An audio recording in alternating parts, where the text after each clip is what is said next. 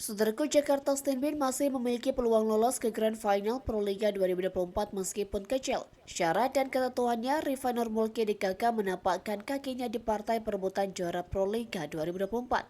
Tiga kekalahan beruntun yang diterima pada babak Final Four Proliga 2024 menyebabkan Jakarta Steinbein menjadi tim dengan peluang paling minim untuk menggapai laga puncak.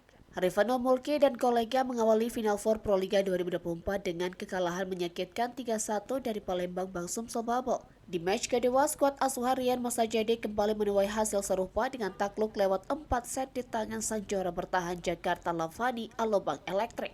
Terbaru pada Minggu 7 Juli 2024, Jakarta Steinbein takluk lewat skor akhir 3-1 dari Jakarta Bayangkara Presisi, meski di set pertama lebih dulu unggul.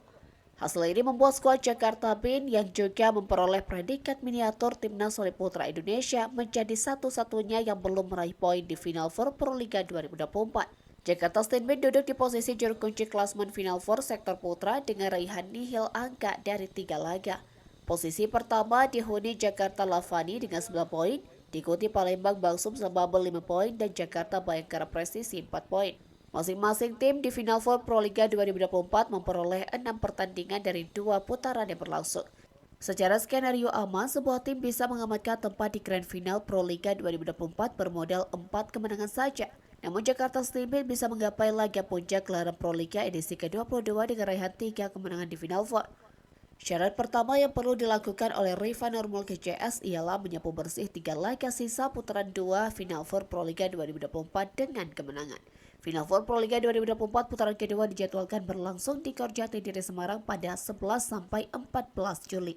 3 laga yang wajib dimenangkan Steinbein adalah melawan Palembang Bangsum Sobabel pada 11 Juli, Jakarta Lavani Alubang Elektrik 13 Juli, dan Jakarta Bayangkara Presisi 14 Juli.